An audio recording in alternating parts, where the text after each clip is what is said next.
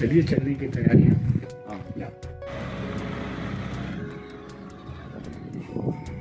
यही रास्ता ट्रैक का भी है सर? हाँ जी। नॉर्मली कितनी देर लगती है पैदल? आने जाने में हम लोगों का जो हिसाब लगाया हमने 2.5 से 3 घंटे आने जाने में।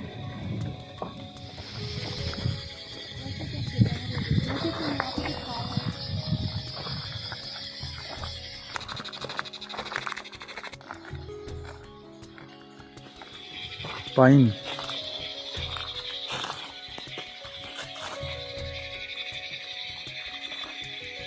Good find.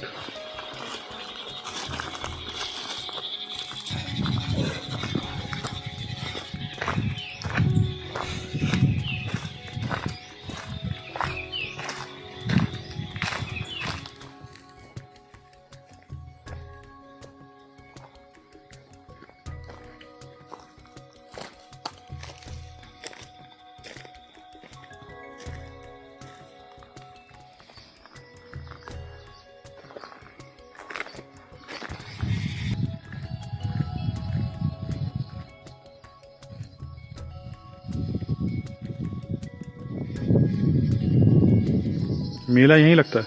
मिला ऊपर फ्लैट है? हाँ।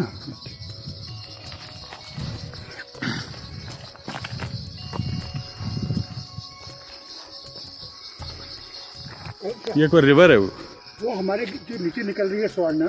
हाँ हाँ वही है सुवर्णा। स्वर्ण।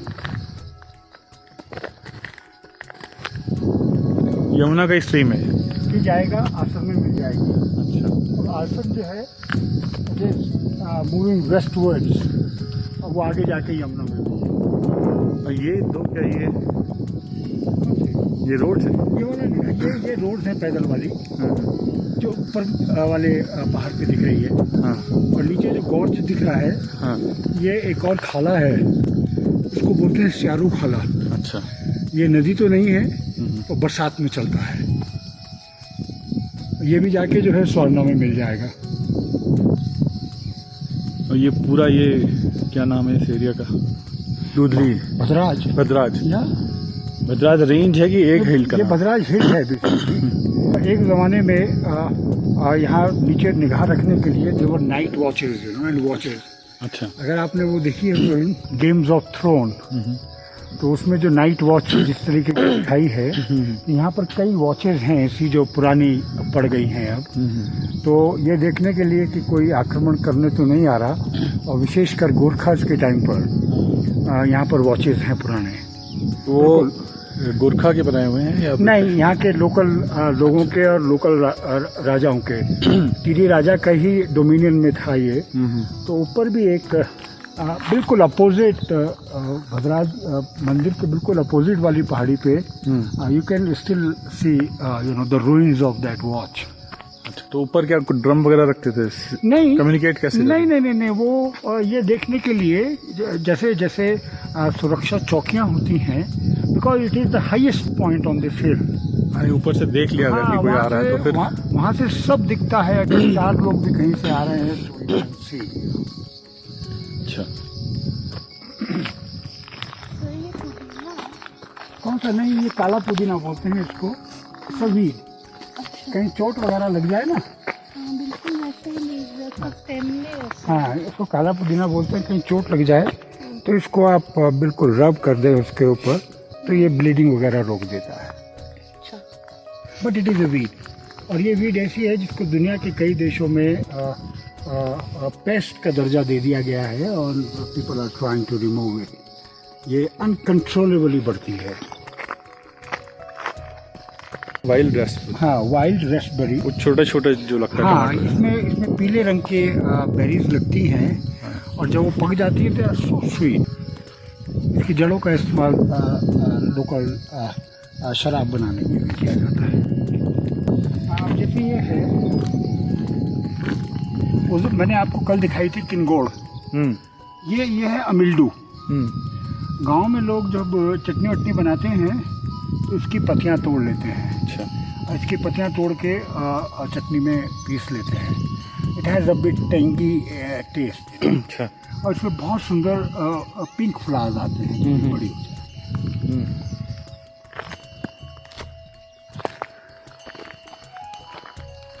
हमने कई बार जो है ट्रैक्स के दौरान जब गांव-गांव जाया करते थे लेट 80s में, तो गांव से सिर्फ हम प्याज और नमक ले लेते थे और ये सब पत्ते मिला के चटनी बनाते थे और खूब बढ़िया से खाते थे।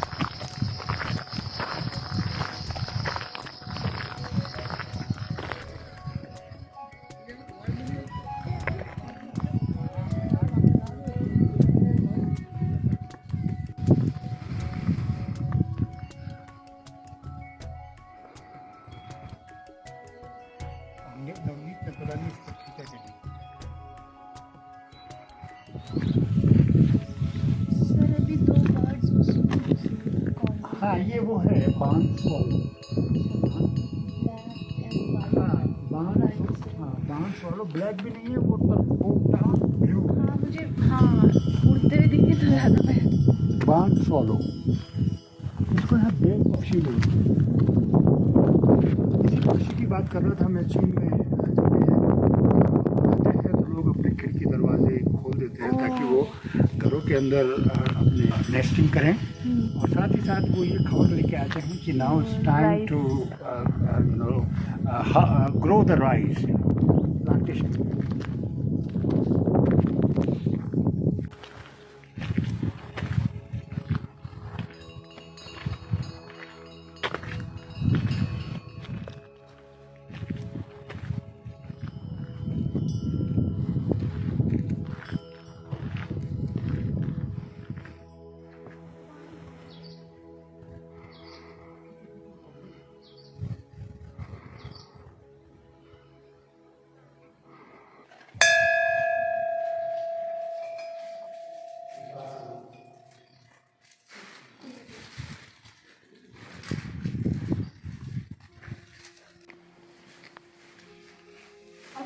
इधर आ, अभी तब रखना।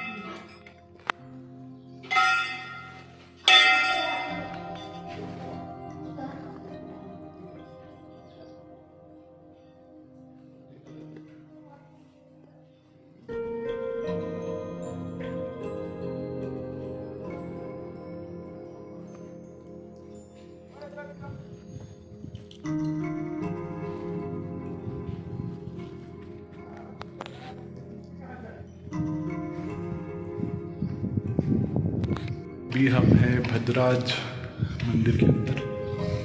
मेरे मुंह में है मिश्री प्रसाद और पीछे पहाड़ का नज़ारा।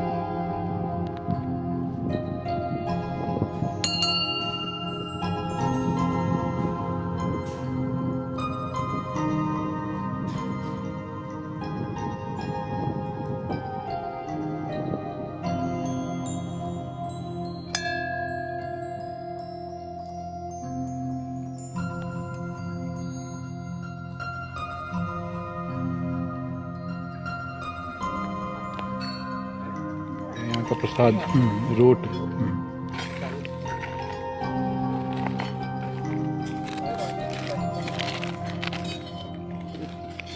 आटा, चीनी और सौंफ है इसमें।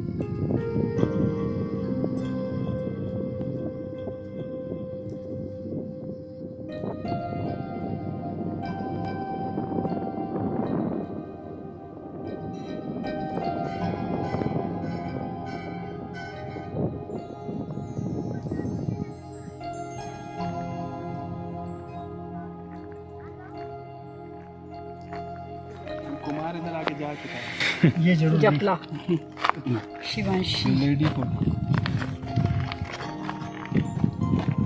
लो लेडी बर्ड आके आगे बैठ गई उसके ऊपर, लेडी हुड के ऊपर।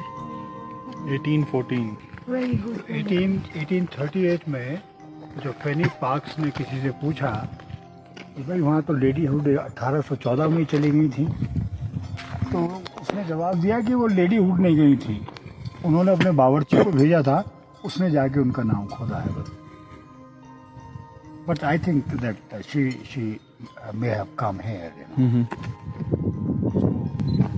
As early as 1814 तो यहाँ पर आमद है अंग्रेजों की। शिलालेख।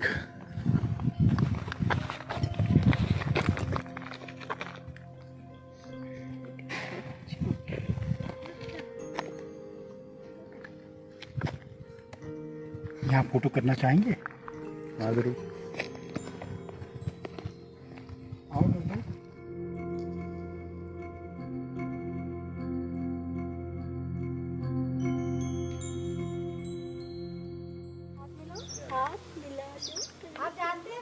क्यों नहीं जानते? सुरेंद्र वगैरह को सबको जानता हूँ।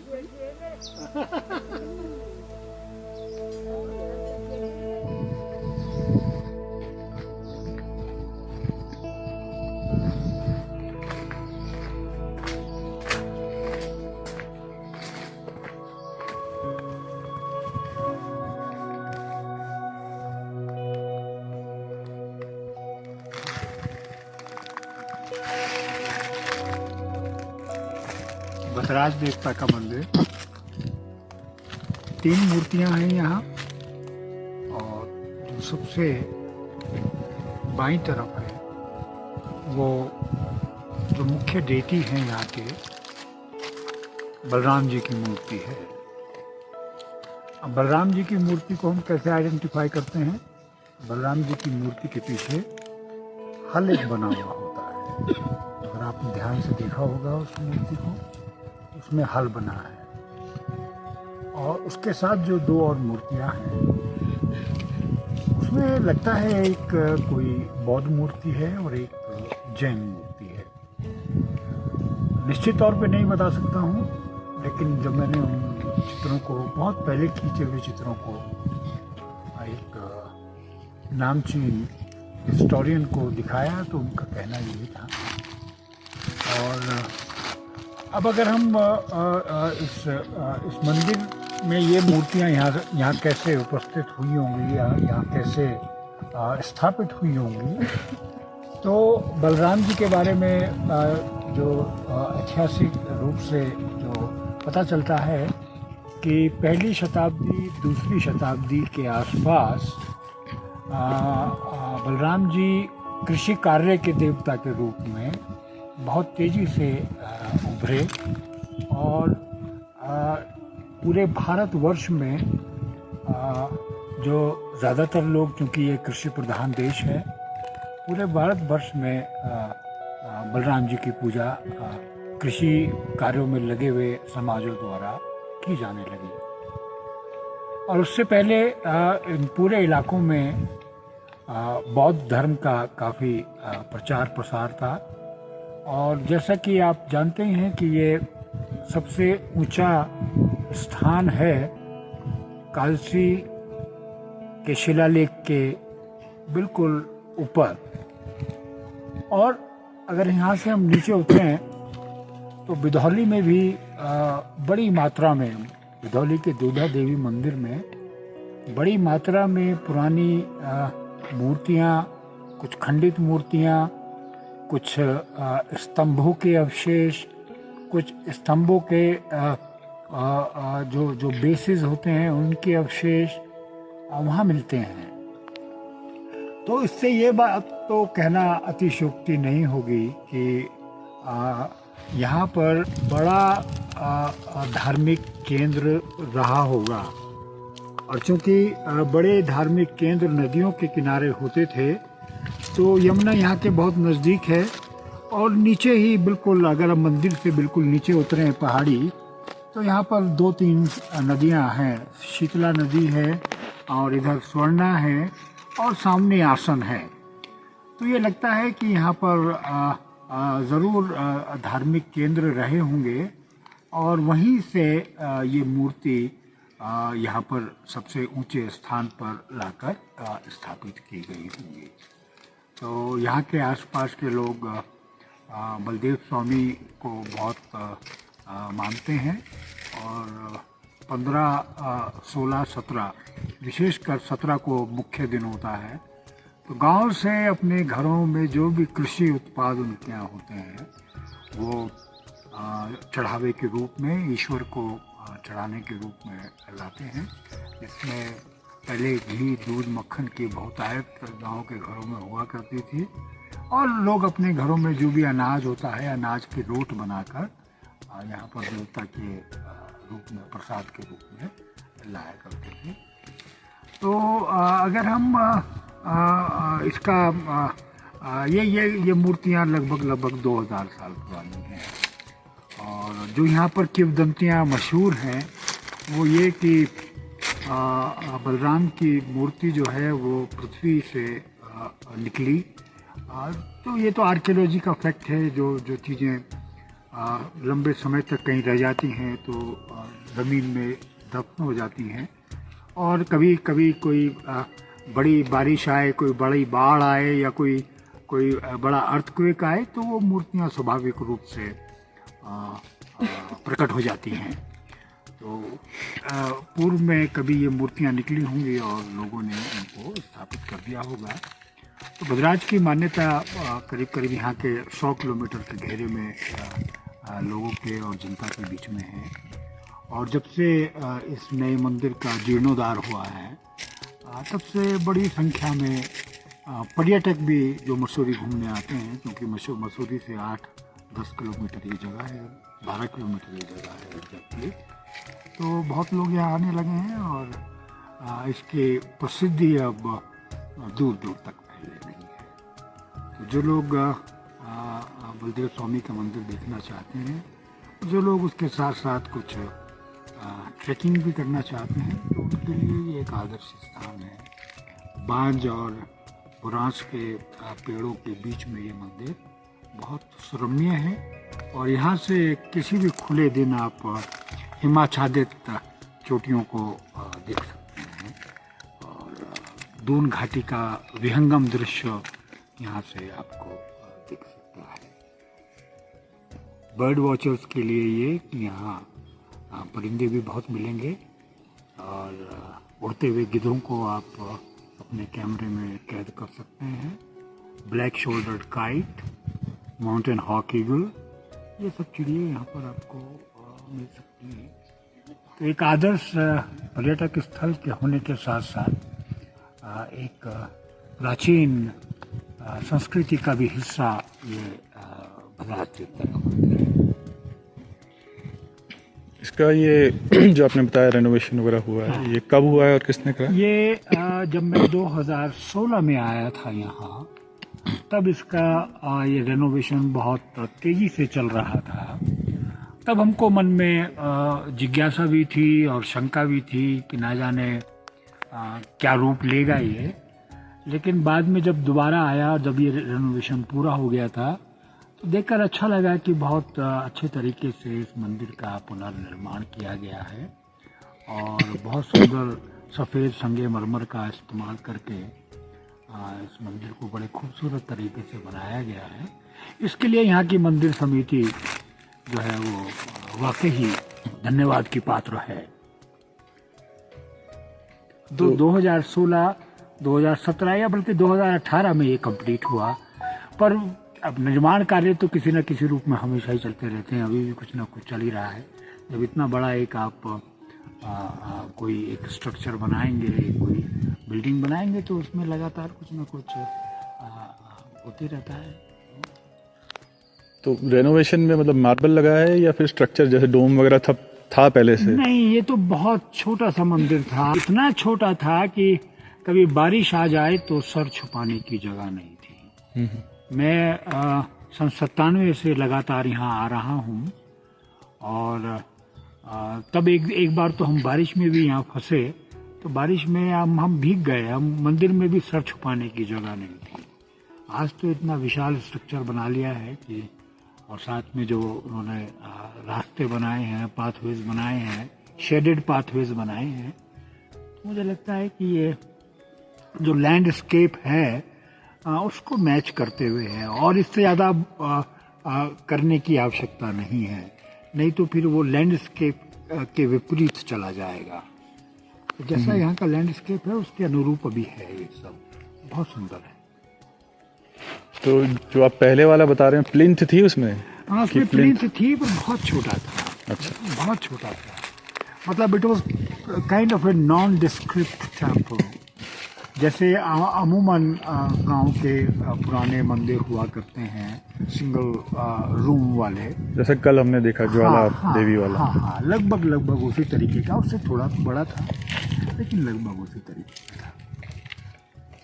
और ऐसा नहीं है कि ये अकेले भद्राज हैं, इन्हीं के अगर हम नॉर्थ में देखें तो एक और भद्राज हैं ग्राम जयद्वार के ऊपर, जिनको त्याड़ा भद्राज कहा जाता है, जिनको छोटा भद्राज कहा जाता है। तो दोनों की ही उतनी मान्यता है उस इलाके में, वहाँ के लोग उनको मानते हैं, यहाँ भी आते हैं, कहते हैं कि ये बड़े भाई हैं, वो छोटे भाई। एक बार मैं चक्राता के बारे में पढ़ रहा था। हाँ, तो वहाँ की हिस्ट्री में था कि कृष्ण के पोते का वहाँ पे हाँ, राज्य था। ओके। और महाभारत में भी कुछ ऐसा मेंशन है कि या तो कृष्ण और अर्जुन या कोई किसी को भेजा गया था यहाँ पर साम्राज्य स्थापित करने के लिए, किसी पर्पस से भेजा था। एंड देन दे ना कि चक्राता में एक जगह लाखामंडल है, और लाखामंडल का रिश्ता जो है वो पांडवों के वनवास से जुड़ा जाता है, और ये माना जाता है कि जो लाक्षागृह था वो कहीं लाखामंडल में ही था। अब ये कितना सच है और कितना इसमें मिथ और लीजेंड्स हैं, ये तो शोध का विषय है। लेकिन ज़रूर अब चूँकि ये बात इसलिए थोड़ा सा नज़दीक आ जाती है क्योंकि पांडवों का, कौरवों का जो भी साम्राज्य था वो यमुना के किनारे था, और यमुना के अपस्ट्रीम हो सकता है कि उसकी तरंगे ज़रूर यमुना के अपस्ट्रीम तक पहुंची होंगी, और चक्राता और जो आसपास का एरिया है ये सब यमुना के अपस्ट्रीम में आता है। तो जब इतना बड़ा साम्राज्य कौरव और पांडवों का रहा होगा तो उसका ज़रूर कोई ना कोई असर इन इलाकों में भी होगा, ये तो माना जा सकता है, पर ये शोध का विषय है। चलिए।